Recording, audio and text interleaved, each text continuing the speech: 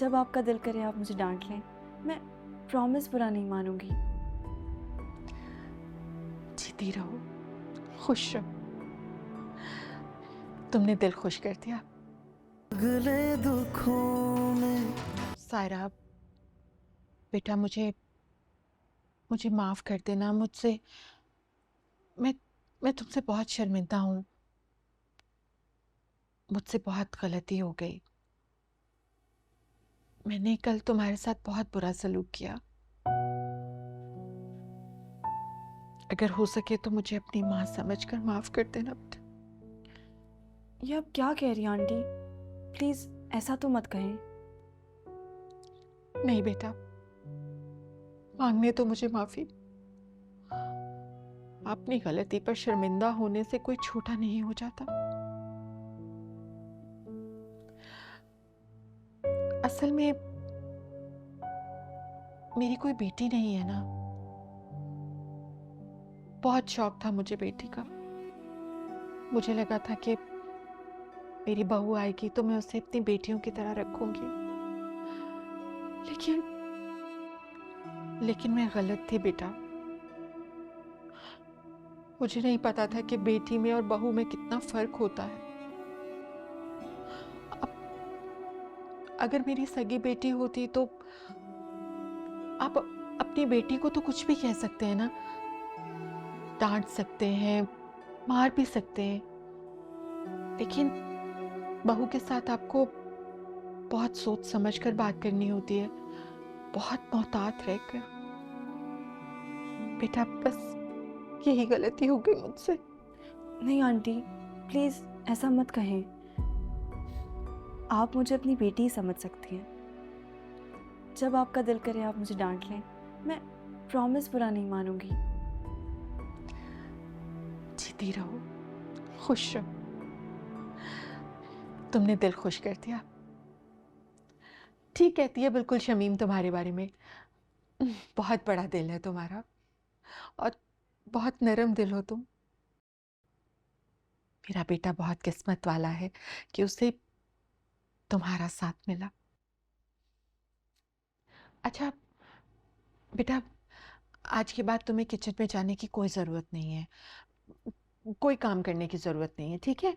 तुम ना बस वो ज़हर को इंस्ट्रक्शन दे दिया करो। वो सब कुछ खुद ही संभाल लेगी। लेकिन आंटी, लेकिन कुछ नहीं बेटा। मुझे पता चल गया है कि मैंने तुम पर बहुत ज़्यादा जिम्मेदारी डाल दी थी।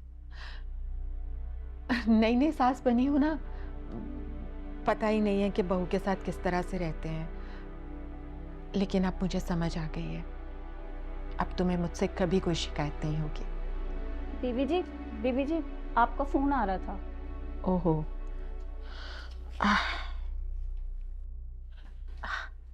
ठीक है बेटा, अब तुम जाओ, आराम करो। जी आंटी। हाँ हाँ शमीम, कहो। हाँ वो उस वक्त मैं सायरा के साथ बात कर रही थी तो इसलिए मैंने फोन पिक नहीं किया। वैसे तुमने बिल्कुल सही तरकीब बताई है। मैंने भी बिल्कुल वैसा ही किया और मुझे ज्यादा मेहनत नहीं करनी पड़ी। सायरा ने फौरन मेरी बात मान ली। अब तुमने सायरा को इसी तरह मुट्ठी में रखना है, ठीक है? तभी तुम्हारे साकिब का किसी अच्छी जगह रिश्ता हो सकेगा। हाँ वो तो ठीक है, लेकिन मुझे ये समझ नहीं आ रही कि साकिब के रिश्ते का सायरा से क्या लेना देना। लेना देना है, बहुत गहरा लेना देना है। वक्त आने पर बताऊंगी। अच्छा अब मैं फोन रख रही हूँ, ठीक है? ओके, खुदा हाफिज। अच्छा ओके।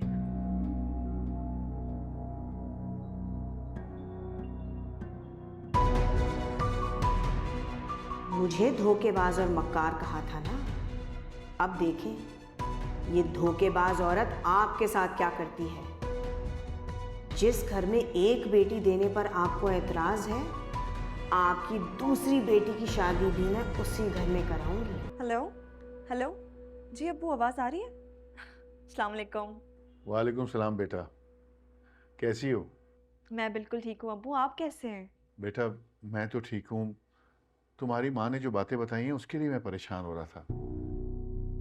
मैं तो तुम्हारी तरफ आना चाह रहा था, लेकिन सोचा कि वो लोग माइंड ना कर जाएं कि ये लोग बार बार आ रहे हैं। शमीम ने बताया था कि उसने तुम्हारी सास से बात की है, उसे समझाया है। देखो बेटा, मैं तुम्हारे लिए बहुत फिक्रमंद हूं कि तुम अपने आप को अकेला महसूस ना कर रही हो।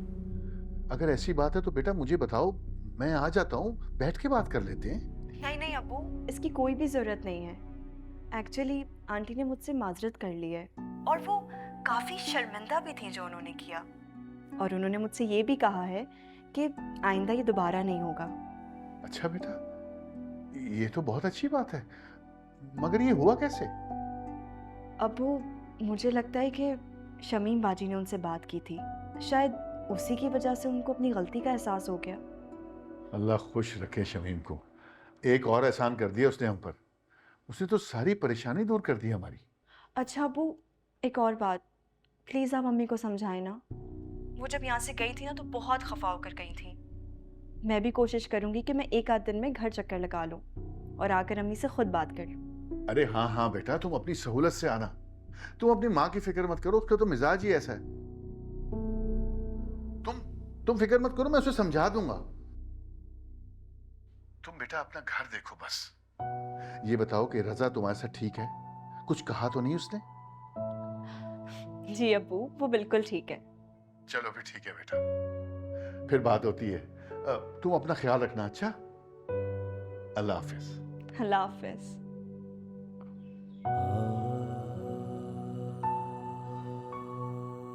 या अल्लाह, तेरा शुक्र है मेरे मालिक।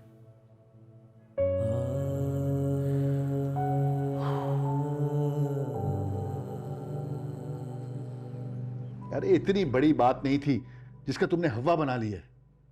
अरे मेरी सायरा से बात हुई है, वो तो परेशान नहीं है। उसकी सास ने माजरत कर ली है उससे। माजरत कर ली है? वो कैसे?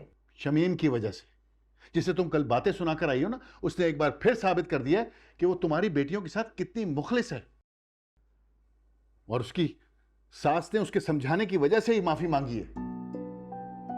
और तुम लोग अपने दिल में उसके लिए नफरत लेके बैठे हुए। अरे उसने हमारा भला ही सोचा है हमेशा। लेकिन अब्बू वो गलत बयानी कर रही थी, बात ऐसे नहीं हुई थी जिस तरह वो पेश करी थी। खुदा के लिए कशफ, अरे तुम तो समझदारी का मुजाहरा करो। तुम भी अपनी माँ की तरह शमीम की दुश्मन बन बैठी हो। अरे उसने बिगाड़ा क्या है हमारा? मैं तो परेशान हो रहा हूं कि भाई साहब को क्या मुंह दिखाऊंगा, कैसे सामना करूंगा, क्या बोलूंगा उन्हें। अरे जितनी शमीम अजीज है ना उन्हें, उतनी तुम उसको बातें सुनाकर आई हो। आइंदा मैं शमीम का नाम तुम दोनों के मुंह से न सुनूं। अगर उसके लिए अच्छा नहीं बोल सकते तो बुरा भी मत सोचो प्लीज।